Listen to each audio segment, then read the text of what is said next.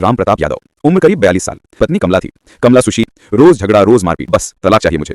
और गांठ बंधन के साथ मीना और रिया राम प्रताप के घर। मीना को भी 7 साल बाद किसी मर्द का स्पर्श मिला था। गीले बाल, पतली साड़ी शरीर से चिपकी हुई। राम प्रताप एकटक उसे देखता रह गया। अचानक उसके मन में कुछ गलत हलचल हुई। उसने खुद को समझाया, ये मेरी बेटी जैसी है। पूरा कहानी आगे देखिए। प्यारे दोस्तों, आज मैं आपको एक ऐसी सच्ची सी लगने वाली कहानी सुनाने जा रहा हूं जो उत्तर प्रदेश के एक छोटे से गांव की है। ये कहानी है विश्वास, धोखे, पाप, पश्चाताप और अंत में इंसानियत की जीत की। चाय का प्याला हाथ में रख लीजिए और सुनिए। गांव का नाम था भदोही पूर्वा। यहां रहता था राम प्रताप यादव। उम्र करीब 42 साल। मजबूत कदकाठी मगर अंदर से खोखला। राम प्रताप दिन में 2-4 घंटे खेत में काम करता, बाकी समय ताश के अड्डे और शराब में उड़ा देता। उसकी पहली पत्नी कमला थी। कमला सुशील, मेहनती औरत थी, मगर राम प्रताप का स्वभाव देखकर टूट चुकी थी। रोज झगड़ा, रोज मारपीट। कमला जब भी कहती सुधर जाओ, घर चलाना मुश्किल हो रहा है, राम प्रताप उसे बुरी तरह पीटता और जबरन अपने पास बुलाता। कमला रोते रोते सहती रही कई साल। एक दिन हद हो गई। राम प्रताप ने शराब में धुत होकर कमला को इतना मारा कि उसकी नाक से खून बहने लगा।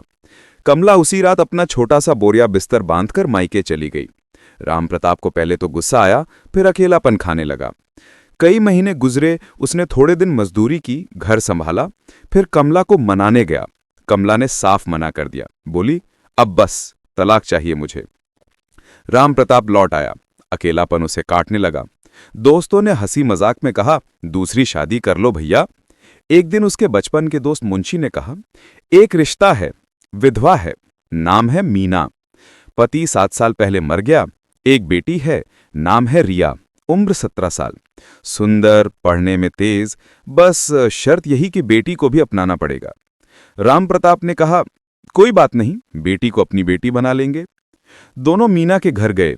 मीना दिखने में अभी भी जवान लगती थी। रिया सचमुच बहुत सुंदर थी, गोरा रंग, लंबी आंखें।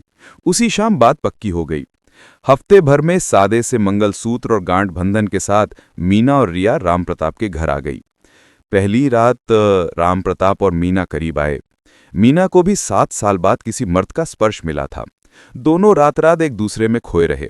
मीना को लगा कि अब उसकी और उसकी बेटी की जिंदगी संवर जाएगी। राम प्रताप भी खुश था। कुछ महीने बहुत अच्छे गुजरे। मीना गर्भवती हो गई। 9वें महीने ऑपरेशन हुआ, मगर किस्मत ने साथ नहीं दिया। मीना दुनिया छोड़ गई। नवजात बच्चा भी बच नहीं पाया। घर में अब सिर्फ राम प्रताप और रिया रह गए। रिया उस वक्त 18 की हो चुकी थी। मां की मौत से वो टूट गई थी। राम प्रताप भी दिन रात रोता। 15-20 दिन बाद एक शाम रिया नहा के आई। गीले बाल, पतली साड़ी शरीर से चिपकी हुई। राम प्रताप एकटक उसे देखता रह गया। अचानक उसके मन में कुछ गलत हलचल हुई। उसने खुद को समझाया, ये मेरी बेटी जैसी है, मीना की अमानत है। मगर शैतान बार बार कान में फुसफुसाता, कोई नहीं देख रहा, एक बार, बस एक बार। धीरे धीरे वो रिया के करीब आने लगा। कभी सिर पे हाथ फेरता, कभी कंधे पे हाथ रखता। रिया पहले तो मां के जाने से पहले ही टूटी हुई थी। उसे लगा कि ये पापा का प्यार है। एक दिन राम प्रताप ने नया स्मार्टफोन लाकर रिया को दे दिया। बोला, बेटी रात को नींद ना आए तो फिल्में देख लिया कर। रात को रिया ने फोन ऑन किया तो देखा सारी ब्लू फिल्में भरी हुई थीं। वो डर गई। फोन बंद करके सुबह राम प्रताप को लौटा दिया। राम प्रताप मुस्कुराया और बोला, शर्माने की कोई बात नहीं बेटी, ये सब तो पति पत्नी करते हैं। जब तेरी शादी होगी तब काम आएगा, डर मत, देख ले। रिया ने मना किया, गुस्सा भी किया, मगर राम प्रताप रोज नई नई फिल्में डालता और जबरदस्ती साथ बिठाकर दिखाने लगा। पहले रिया भागती, फिर डरती, फिर चुपचाप बैठने लगी। एक रात राम प्रताप ने उसका हाथ पकड़ा, गाल पे हाथ फेरा और जबरन किस किया। रिया रोई, चीखी, मगर गांव में किसी को बताने की हिम्मत नहीं हुई। उस रात राम प्रताप ने हवस पूरी की। उसके बाद ये सिलसिला रोज का सिलसिला बन गया। रिया के पास चारा ही क्या था, मां नहीं, बाप नहीं, मायके में कोई नहीं। वो चुपचाप सहने लगी। ये नाजायज रिश्ता करीब 1.5-2 साल चलता रहा। रिया 20 साल की हो गई। एक दिन वो घड़े में पानी भर रही थी।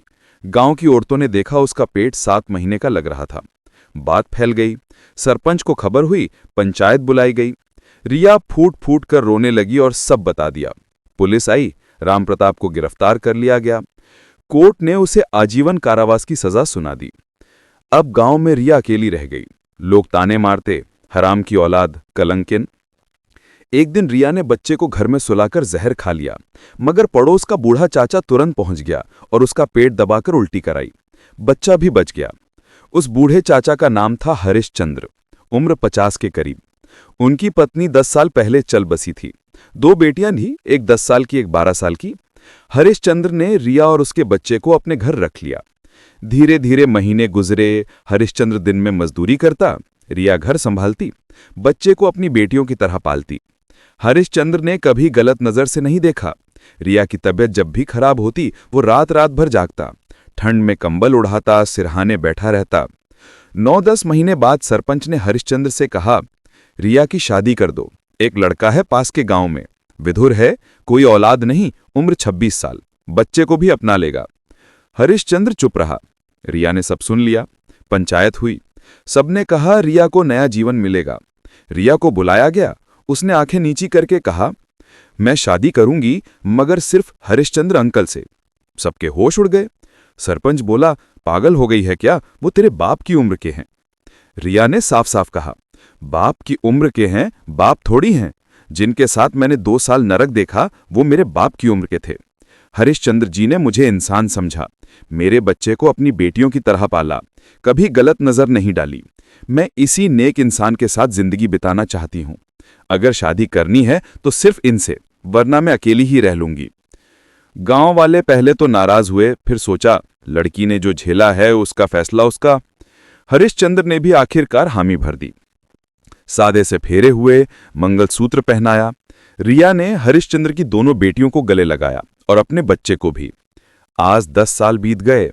हरिश्चंद्र और रिया साथ में खेती करते हैं। तीनों बच्चे, 2 बेटियां और एक बेटा, स्कूल जाते हैं। शाम को जब हरिश्चंद्र थक कर लौटता है, रिया गर्मा गर्म रोटी और सब्जी परोसती है। बच्चे दौड़कर गले लगते हैं।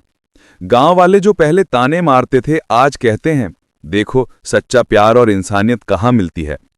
प्यारे दोस्तों, इस कहानी का सीधा संदेश है, हवस अंधी होती है, वो रिश्ते नहीं देखती, मगर इंसानियत और सच्चा प्यार उम्र, समाज और पुरानी गलतियों से ऊपर होता है।